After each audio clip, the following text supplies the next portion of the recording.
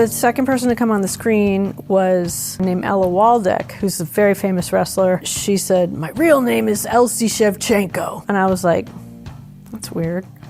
And then she said, "I'm from Custer, Washington." And Custer is like right next door to where my grandma was from. It sounds small. And I was like, there's no fucking way we're not related to this woman. We are the only Ukrainians in Washington. And so I called my grandma up and I'm like, "Hey, do we have a wrestling relative?" And my grandma goes, "Oh, yes."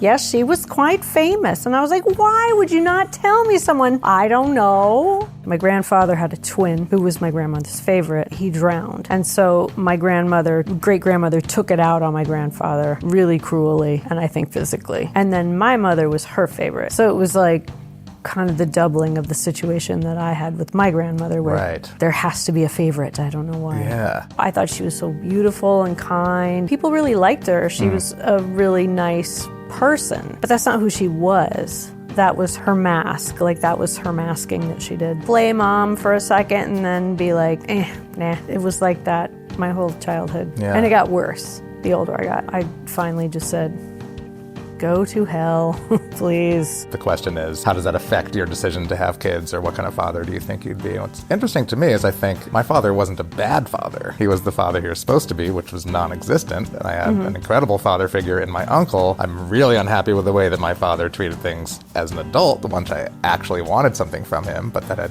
nothing to do with raising me. So it's a weird thing where people put a lot on it. But to me, it wasn't that I wanted a father. Welcome to Identified, where we explore, challenge, and redefine the traditional concepts of family and identity. In this episode, I am joined by acclaimed singer-songwriter and author Neko Case.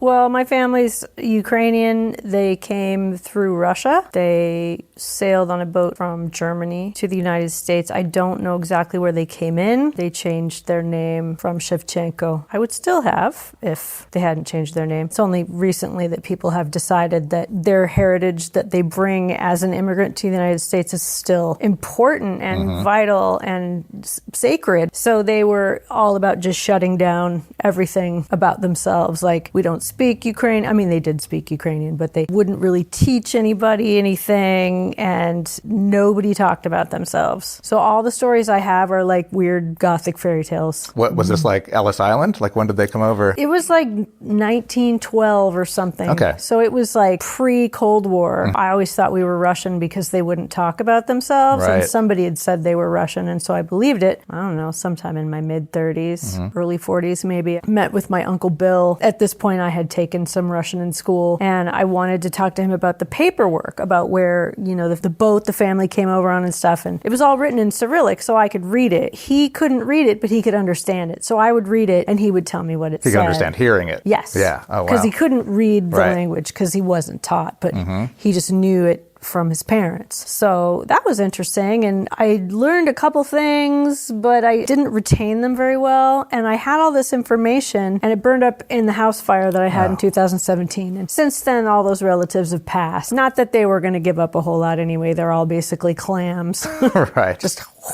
It's interesting that, like, at what point did you say, I want to take Russian? I assume that was because of the connection. And well, yeah, and it was being offered in my junior college, and I was like, well, what other, in Tacoma, and I was like, well, I'm not going to get a chance to do this again. So I took it for like a year and a half, 2 years, and I could barely conjugate a verb because it's very complicated. Yeah. It was a nice exchange to have with my Uncle Bill. He wasn't exactly eager to talk about anything. And you started looking into your genealogy around the same time, or nah? You got the documents somehow. I got the documents about them coming over, but I don't have them anymore. They're gone. So I'll probably never know. And Shevchenko is the most popular. Oh, it's a common name. It's like Jones or something. Right. Smith.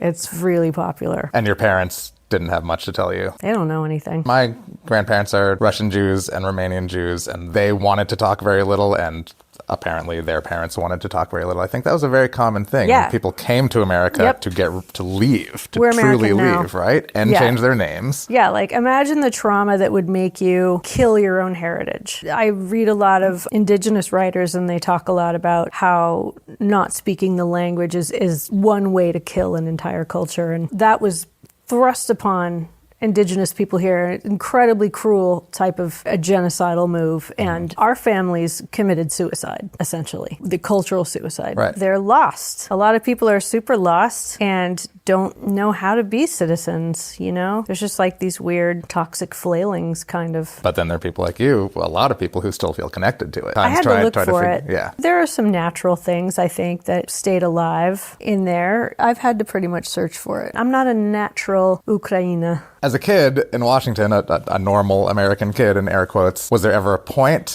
in your childhood when you realized, oh, interesting, my family's from someplace else and that makes me different? Or did you totally grow up just like everybody else, feeling American? I didn't think about it very hard until I was probably in, around 19 or so. I figured out we were Ukrainian, and it was also suggested to me earlier than I found out that Shevchenko was not a Russian name. It's a Ukrainian name, and I kind of got it then because all Russian names end in a gendered way, whereas Shevchenko is a neuter. Oh, interesting. It does not have a gender attached to it. It's not patronymic, it's not matriarchal, so it's just very different from the way Russian is. But there just weren't any Ukrainian people around. Right. There weren't people to go, hey. It's funny, my partner has the same relationship with his dad that you do, but his dad would never acknowledge him. Really sucks because his dad is Canadian and his so mom is thing, and his mom is from Minnesota. And so they lived in, I think, near Regina together. He had a heart attack and she was pregnant. So he's like, you need to go back to America. I can't take care of you. And she was like, okay. Poor Jeff, he just wanted to know who his dad was. So he did all this searching and looking, and he finally got his dad on the phone. Whoa. And his dad was just like, nope, sounds like something my brother would do. And he always wanted a dad so bad.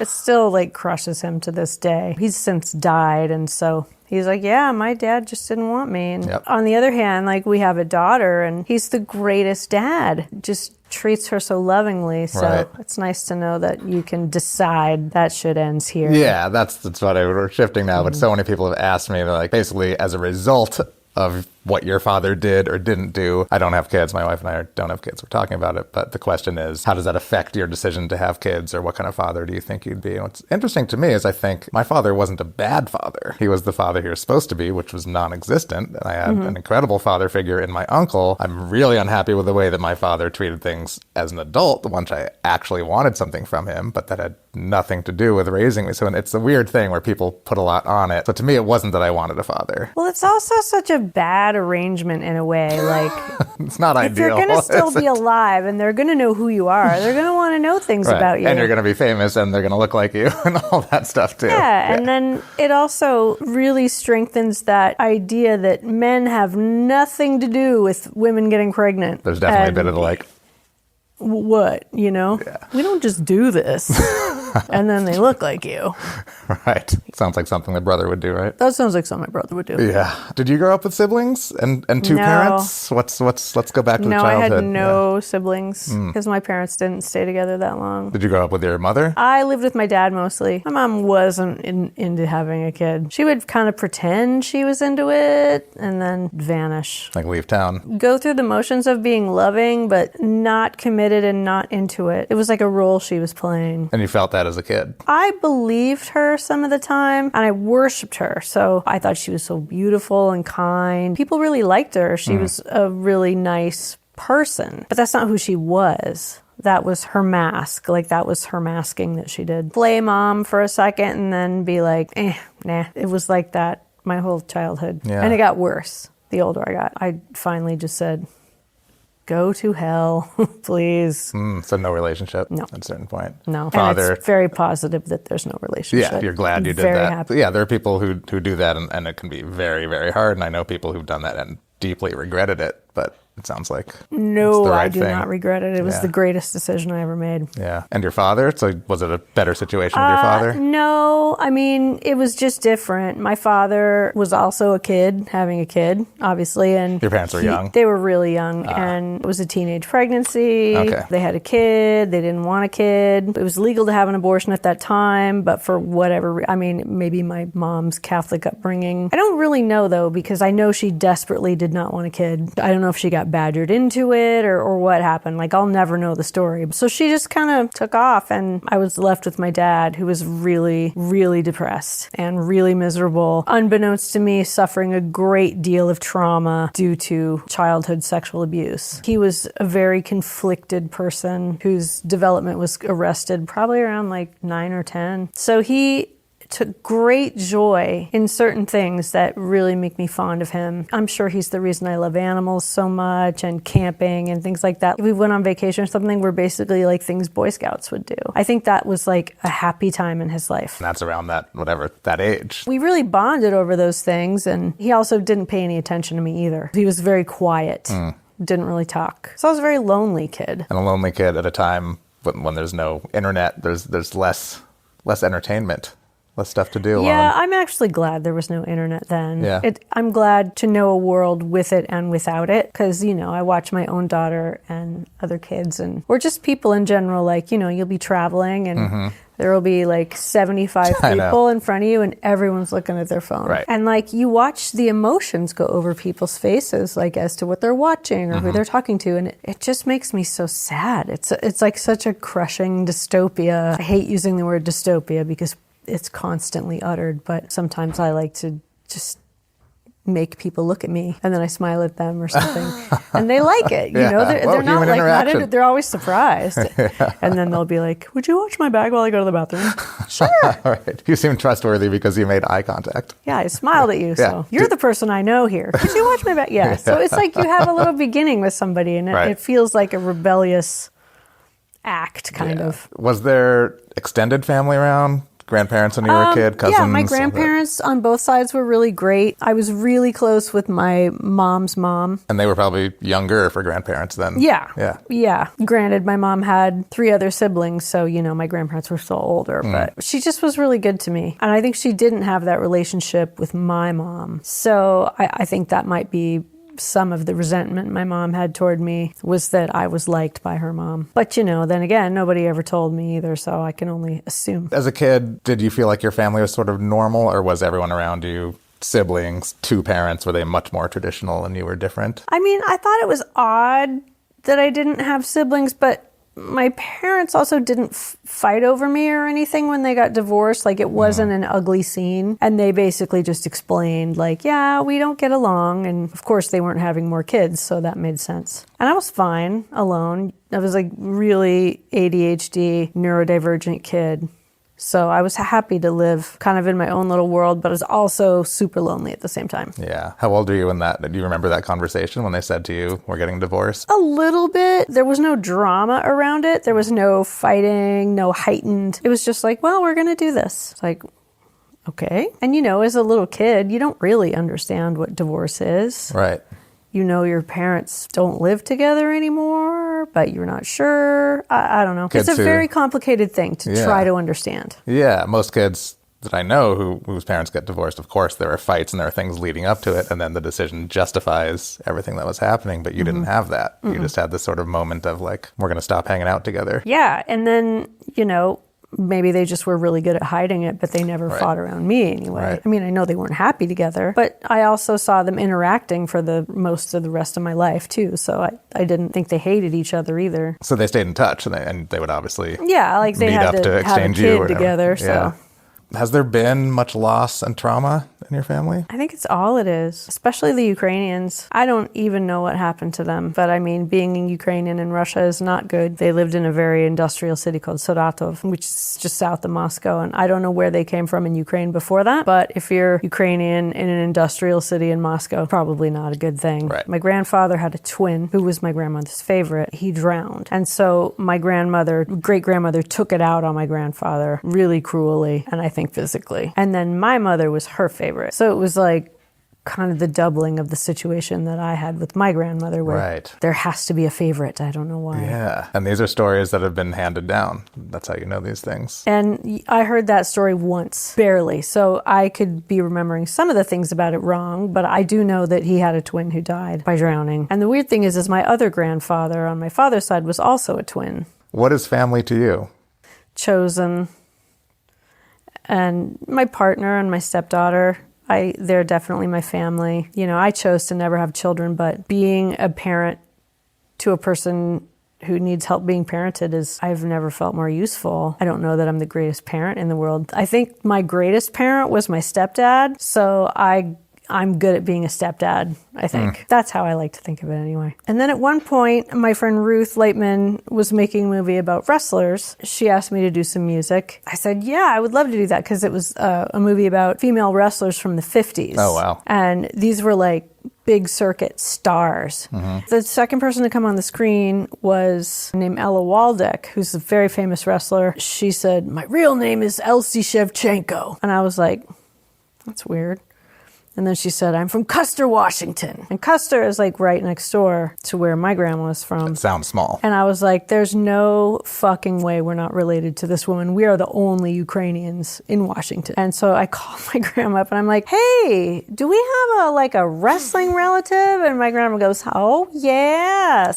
Yes, she was quite famous. And I was like, why would you not tell me someone? I don't know. You know, she just wouldn't, nobody talked about each other or themselves. So it was just like, Jesus Christ. Like my grandma, she used to be in a harmony singing band. I had 3 records out before she goes, yes, I was in a harmony singing band with my brother, Edwin, back in some of the venues that Loretta Lynn was playing. And I was like, why the fuck wouldn't I want to know that? I don't know. It's incredible. It never came up. And that's just funny, because it's one thing to want to shut down the past and not talk about it and say, you know, we don't talk about that. It's another thing to just sort of, oh yeah, of course, I never mentioned it. Like the biggest question is like, what haven't you told me? It wasn't even, right? haven't I mentioned it? It was like, why would I mention it? Why do you think nobody would be interested in you? Right. You're so interesting. So crazy. The wrestler, I assume, had passed. It was too late to get in touch with the wrestler. No, I met the wrestler and she was lovely, super tough. What age when you met her? She was in her 70s. Wow, amazing. And because there was a premiere in Toronto and she got a bunch of the wrestlers to come for the Q&A after the movie. Okay. And my friends and I were playing the party for the movie down the street at the Horseshoe Tavern. So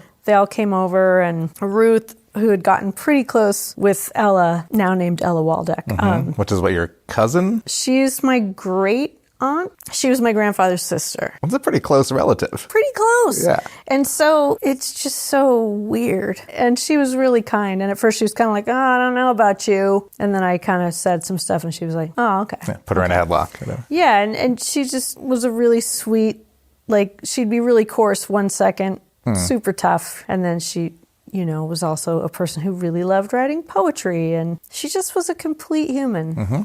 And I really liked that about her. She did all kinds of crazy things. Like she was a roller derby queen. She was a security guard. She ended up in a match with a woman, I think her name was Eva Lee, maybe? She died. And so my aunt was pegged as this murderer. Oh, as a result of the match. Yeah. Oof. And, you know, the cops came and, you know, they figured out that she didn't kill her, that it was an accident. Right. She was labeled murderer. And she's like, you think that didn't feel bad? I'm like, of course that felt bad. Yeah. But the movie's called Lipstick and Dynamite by this woman named Ruth Lightman, who's an incredible documentarian who just made a documentary about abortion rights in America, too, called No One Asked You. She's a great filmmaker. Wait, one more question about the wrestler, because that's fascinating. Sounds like you really connected with her. Did you sort of see parts of you that you felt like came from her? Does that make sense? And like, as I've met my father's sister and got to spend, 3 incredible afternoons with her, there were times when I was like, oh, we have a lot in common. Some of the stuff that I really like about her,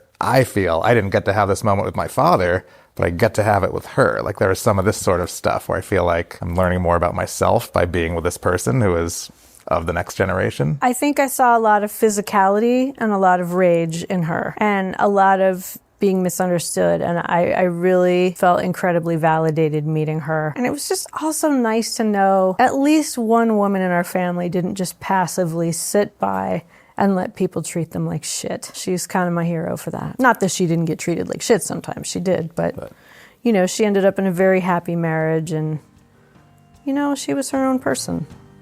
I like that. Thanks for tuning in. Please consider subscribing to Identified wherever you get your podcasts so you don't miss an episode. We're on YouTube, Apple Podcasts, Spotify, and all other major streaming platforms. And be sure to explore identifiedpod.com, the place to gain a better understanding of family. Our executive producer is Kiran Banerjee, and the show is produced by Palm Tree Island. The music for Identified is by Noella and Patricia Brennan. I'm Nabil Ayers. Thanks for tuning in.